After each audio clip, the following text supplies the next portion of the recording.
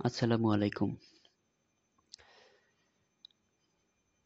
Galaxy English পয়েন্টের পক্ষ থেকে আপনাদেরকে জানাই আন্তরিক শুভেচ্ছা ও অভিনন্দন। আজ আমরা শিখব ইংলিশ গ্রামারের চেঞ্জিং ভয়েস। এটি অত্যন্ত গুরুত্বপূর্ণ একটি ক্লাস, কারণ ভয়েস চেঞ্জিং এর ক্ষেত্রে বেসিক যে একটা ক্লাস, কিভাবে রূপান্তর করতে হয় বা কিভাবে চেঞ্জ করতে হয় সেই নিয়ে আজকে বিস্তারিত আলোচনা করব।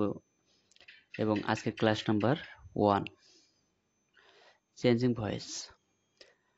ভয়েস অর্থ বাচ্য।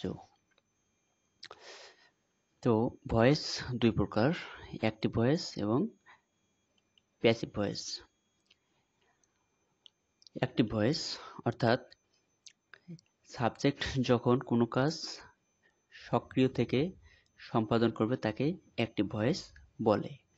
এবং প্যাসিভ ভয়েস, সাবজেক্ট যখন নিষ্ক্রিয় থেকে কোনো ফল ভোগ করে তাকেই প্যাসিভ ভয়েস বলে। অর্থাৎ সাবজেক্ট নিজেই একটি সক্রিয় থেকে কাজ করবে, যেমন I eat fruit। এই সেন্টেন্সে I একটি সাবজেক্ট, অর্থাৎ I নামক সাবজেক্টটি এই সেন্টেন্সে সক্রিয় থেকে কাজটি করছে। যেমন I eat rice।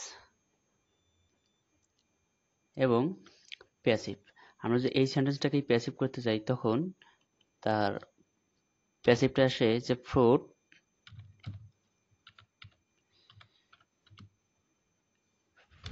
fruit is eaten by me। অর্থাৎ এই সেন্টেন্সে ফ্রুট, যা অ্যাক্টিভ সেন্টেন্সের অবজেক্ট ছিল। সো প্যাসিভ ভয়েসে অবজেক্টের কাজ যখন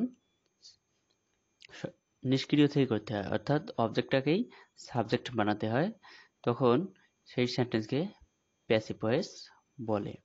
অর্থাৎ এই সেন্টেন্সের অবজেক্ট ফ্রুট। আমরা জানি ভার্বকে কি এবং কাকে দ্বারা প্রশ্ন করলেই যদি উত্তর পাওয়া যায় তাকেই অবজেক্ট বলে। যদি আমি বলি যে আই ইট রাইস, আমি কি খাই, আমি ফল খাই, যার উত্তরটা কিন্তু পজিটিভ বা উত্তর পাওয়া গেছে, তাই ফ্রুট হচ্ছে অবজেক্ট। সো এই অবজেক্টই প্যাসিভ ভয়েসের সাবজেক্ট হবে। তো আসেন, অ্যাক্টিভ থেকে প্যাসিভে রূপান্তর করতে হলে যে 5টি বিষয় জানতে হয়, সে 5টি বিষয় সম্পর্কে আমরা আজকে বিস্তারিত ধারণা লাভ করব। অ্যাক্টিভ ভয়েস এর অবজেক্টটি প্যাসিভ ভয়েসের সাবজেক্ট হয়, অর্থাৎ পূর্বে আলোচনা করা হয়ে গেল যে অ্যাক্টিভ ভয়েসের অবজেক্টটি প্যাসিভ ভয়েসের সাবজেক্ট হিসেবে ব্যবহৃত হয়। এরপরে টেন্স অনুযায়ী হেল্পিং ভার্ব, এই ভার্বটি ভার্বের প্রেজেন্ট ফর্ম বা বেস ফর্ম, এজন্যই আমরা টেন্স অনুযায়ী ইজ নিয়েছি। এজন্যই এটা বলা হচ্ছে টেন্স অনুযায়ী হেল্পিং ভার্ব। এরপরে মেইন ভার্বের পাস্ট পার্টিসিপল ফর্ম, অর্থাৎ এই সেন্টেন্সে মেইন ভার্ব, অর্থাৎ এই সেন্টেন্সে মেইন ভার্ব ইট, যা এটি কোনো সাহায্যকারী ভার্ব নয়, অর্থাৎ এটি মেইন ভার্ব, অর্থাৎ মেইন ভার্বের পাস্ট পার্টিসিপল ফর্ম, বা আপনি বলতে পারেন 3 নাম্বার ফর্ম।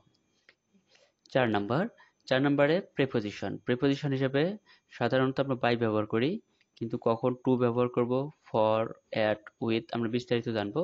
তবে আপাতত আমাদের বাইটাই গ্রহণযোগ্য বা বেশি ব্যবহারযোগ্য।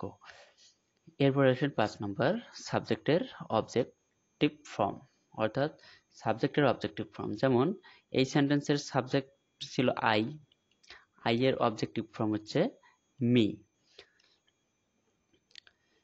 এবার আসেন যে টেন্স অনুসারে হেল্পিং ভার্ব, যেমন ইনডিফিনিট টেন্স, অর্থাৎ প্রেজেন্ট ইনডিফিনিট, পাস্ট ইনডিফিনিট কিংবা ফিউচার ইনডিফিনিট। দেখেন, প্রেজেন্ট ইনডিফিনিট হলে অ্যাম, ইজ অথবা আর বসে।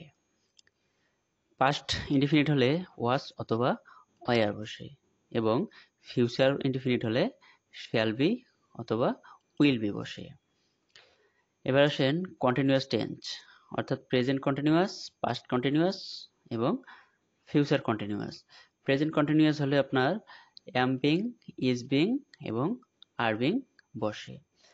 পাস্ট কন্টিনিউয়াস হলে was being, were being বসে এবং ফিউচার কন্টিনিউয়াস হলে shall be being এবং will be being বসে।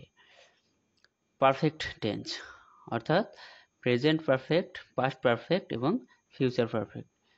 প্রেজেন্ট পারফেক্ট হলে হ্যাজ বিন অথবা হ্যাভ বিন বসে, পাস্ট টেন্স হলে হ্যাড বিন বসে এবং ফিউচার পারফেক্ট হলে শ্যাল হ্যাভ বিন অথবা উইল হ্যাভ বিন।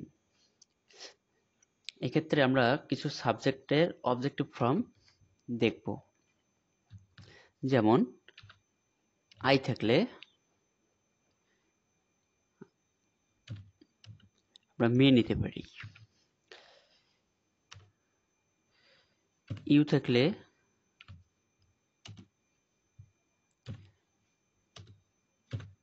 ইউ হবে, হি থাকলে হিম হবে, শি থাকলে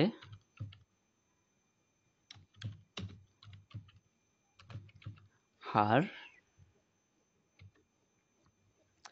এবং যদি কোনো নাম থাকে অর্থাৎ নেম, সেক্ষেত্রে নামের ক্ষেত্রে নামেই হবে অর্থাৎ নেম।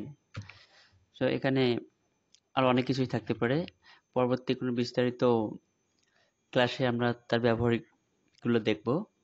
এবং ভিডিওটি ভালো লাগলে অবশ্যই লাইক, কমেন্ট এবং শেয়ার করবেন এবং পরবর্তী কোনো ক্লাস পেতে সাবস্ক্রাইব করে বেল আইকন বাটনটি প্রেস করে রাখবেন।